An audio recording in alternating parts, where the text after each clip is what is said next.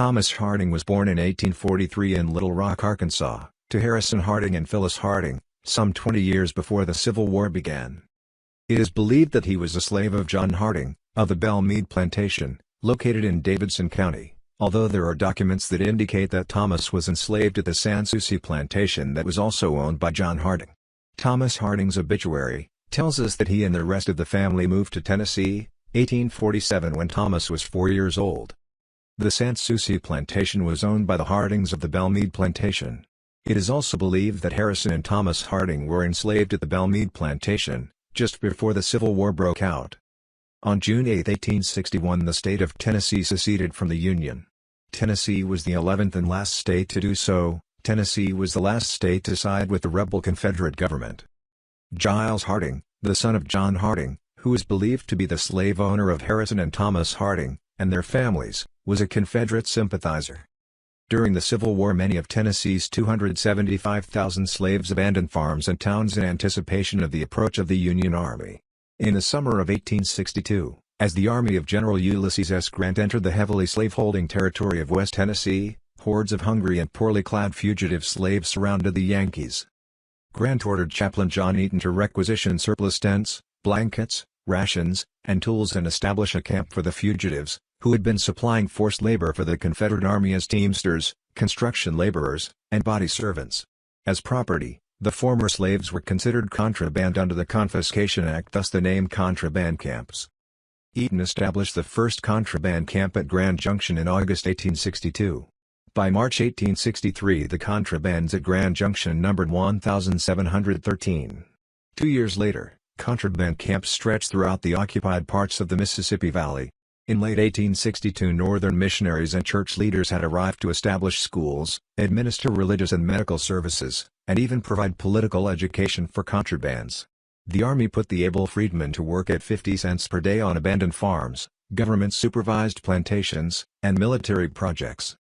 At that time, Harrison Harding was the reverend at the Ebenezer Baptist Church in Nashville, and was pastor to 210 members. I believe that Reverend Harding arrived at the contraband camp, as they were called, after escaping his slave owner. In the spring or summer of 1863, he enlisted for military duty on August 1, 1863. He was assigned to the 12th Regiment Division of the United States Colored Infantry, Company K. I believe that Harrison and Thomas were together when they decided to emancipate themselves from bondage. At some point Harrison had gotten sick and the sickness affected his eyesight. So he was transferred to the 101st. But after his eyesight returned to normal that following August, he was enlisted to the 12th Regiment of the USCT. However, the 12th Regiment with Harrison Harding, and the 14th Regiment with Thomas Harding, did engage the Confederate Army under the same command, in two of the biggest battles in the Tennessee theater. This is Major General George H. Thomas, the commanding officer of the Union troops in Tennessee. He was one of the top 3 generals in the Union, and many may argue that out of Ulysses S. Grant and General William T. Sherman, Major General Thomas was the best. For he is the only general that never lost a battle in the Civil War. Harrison and Thomas Harding may not have been in the same regiment, but they were in a couple of the same fights, in fact the 2 biggest battles in Tennessee, both of them under the command of Major General George H. Thomas, who was up against one of the Confederates' most decorated and respected generals. General John Bell Hood was a Confederate general during the American Civil War. Hood had a reputation for bravery and aggressiveness that sometimes bordered on recklessness. When Major General Thomas faced off against Hood at the Battle of Nashville, General Thomas created a plan of attack that required the assistance of the 14th Regiment of the USCT, where Thomas Harding was assigned. General Thomas wanted Hood to believe it was a real attack on his right, hoping that General Hood would move men from his left flank over to strengthen his right flank, and by doing so, General Thomas would bring the full force of military might upon General Hood's left flank. The 14th was under the command of Union Colonel Thomas Jefferson Morgan, born in 1839, was a Union Army officer, Baptist minister, ordained in 1869. He was a government official and public educator, and was the Commissioner of Indian Affairs under President Benjamin Harrison in 1889 to 1893. In retirement, he edited the Baptist Home Mission Society magazine. During the Civil War, he started as a lieutenant in the 17th Indiana Infantry, then was commissioned a lieutenant colonel of the 14th U.S. Colored Infantry, and Colonel Morgan took orders directly from Major General James B. Stedman. and Major General Stedman was given the order to attack Hood's right flank. So, General Stedman ordered Colonel Morgan of the 14th USCT to his headquarters. Colonel Morgan writes about this encounter in a book he wrote after the Civil War, entitled Reminiscences of Service with Colored Troops in the Army of the Cumberland, 1863–1865. In it, he writes, About 9 o'clock at night, December 14, 1864, I was summoned to General Stedman's headquarters. He told me what the plan of battle was, and said he wished me to open the fight by making a vigorous assault upon Hood's right flank. This, he explained, was to a feint, intended to betray Hood into the belief that it was the real attack, and lead him to support his right by weakening his left. Where Thomas intended to assault him in very deed. The general gave me the 14th United States Colored Infantry, under Colonel H.C. Corbin. The 17th United States Colored Infantry, under the gallant Colonel W.R. Shafter. A detachment of the 18th United States Colored Infantry, under Major L.D. Joy.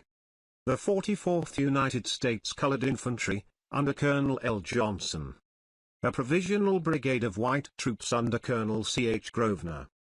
And a section of artillery under Captain Osborne, of the 28th Indian Battery. On the first day of battle, as soon as the fog lifted, the battle began in good earnest.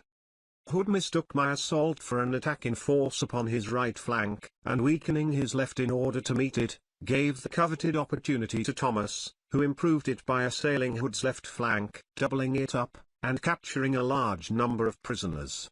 Thus the first day's fight wore away. It had been for us a severe but glorious day. Over 300 of my command had fallen, but everywhere our army was successful. Victory perched upon our banners. Hood had stubbornly resisted but had been gallantly driven back with severe loss. The left had done its duty. General Stedman congratulated us, saying his only fear had been that we might fight too hard. We had done all he desired, and more. Colored soldiers had fought side by side with white troops. They had mingled together in the charge. They had supported each other. They have assisted each other from the field when wounded, and they lay side by side in death. The survivors rejoiced together over a hard-fought field, won by common valor. All who witnessed their conduct gave them equal praise.